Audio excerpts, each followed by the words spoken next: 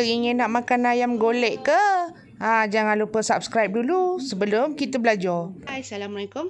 Jom kita start macam mana nak buat hari ni ayam golek tergolek-golek. Okey. Kat sini Kak Titi ada satu ekor ayam. Ayam ni Kak Titi dah siap bersihkan. Lepas tu kita cucuk-cucuk dia dengan garpu. Okey, sebab tujuannya kita cucuk-cucuk dengan garpu ni supaya semua barang-barang marinade nanti akan masuk terus ke dalam ni So dia akan direct lah. So nampak dia macam dia punya perisa tu akan pergi ke dalam lebih lagi. Especially bahagian belakang ni Kak Titi tunjuk. Okey, jap. Bahagian dada ni korang kena cucuk lebih sikit. Nampak dah lubang-lubang ni kan. Cucuk je sampai korang rasa dia punya garpu tu masuk ke dalam. Macam tu. Sebab kita nak bagi flavor marinade nanti masuk ke dalam. Okey. So, tak adalah rasa dia kosong sangat. And all the inner parts jangan buang. Korang boleh guna, okey? So, ada tahu, ada pedal ke, hati ke, kaki. Letak je sekali. Kita marinate sekali dan kita akan bakar sekali. Next, kita ada bahan lain. Kita ada sos BBQ. Kita ada sos cili. Lepas tu, kita ada minyak. Jadi, tak guna air, kita guna minyak. Okey, lepas tu kita ada, dekat sini kita ada apa ni? Sini ada chicken stock. Yang putih ni chicken stock. Lepas tu kita ada garlic powder. Ini adalah onion powder. Ini adalah chili powder ataupun paprika. And then korang boleh guna halia powder. Kalau tak ada benda-benda powder ni, korang guna je yang fresh. Bawang besar, bawang besar apa semua korang blend semua. Lepas tu jadikan dia bumbu. Sama juga. Next. Kita ada. Kat sini kita ada garam. Serbuk perisa. Chili flake. Lepas tu kita ada kat sini ada mixed herbs campuran. Mixed herbs ni dah campur lah. Oregano, thyme, apa semua tu. Lepas tu kita ada black pepper coarse.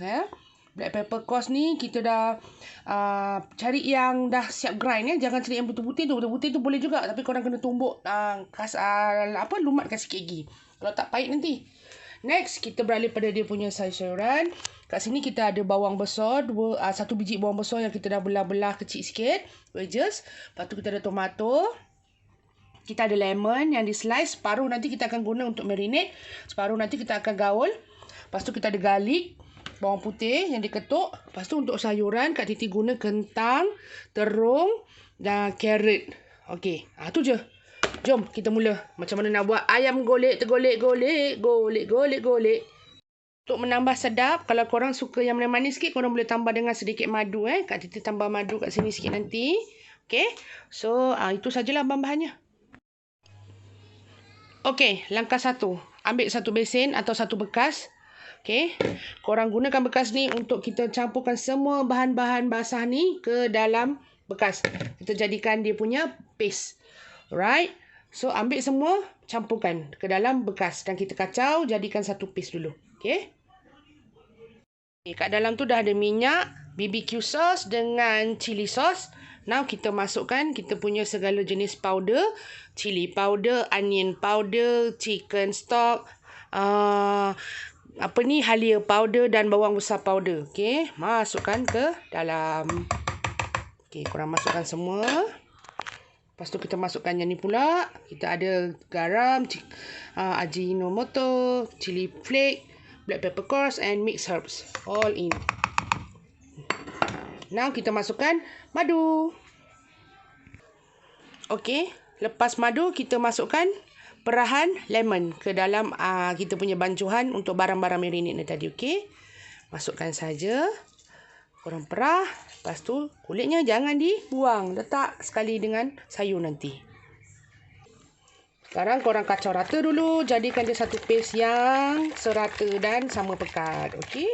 Kacau dulu rata-rata. Baru kita lumurkan dekat ayam dan juga sayur. Okey. Selepas kita gaul rata kita punya bumbu dah siap ni barang marinade.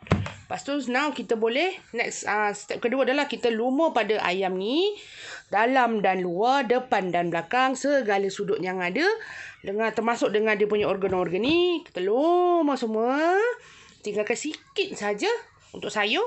Selepas kita lumur kita akan tutup dengan aluminium foil. Lebih kurang 1 jam. Masuk dalam peti, kasih dia rehat dulu, kasih dia punya bahan-bahan semua masuk dalam. Okey. Lepas tu kita baru next kita pergi ke oven.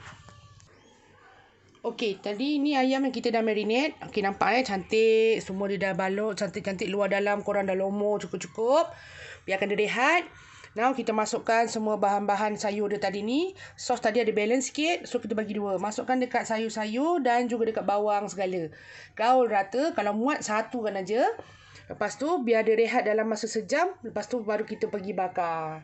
Okey, sekarang waktu untuk kita gaul dan rehatkan.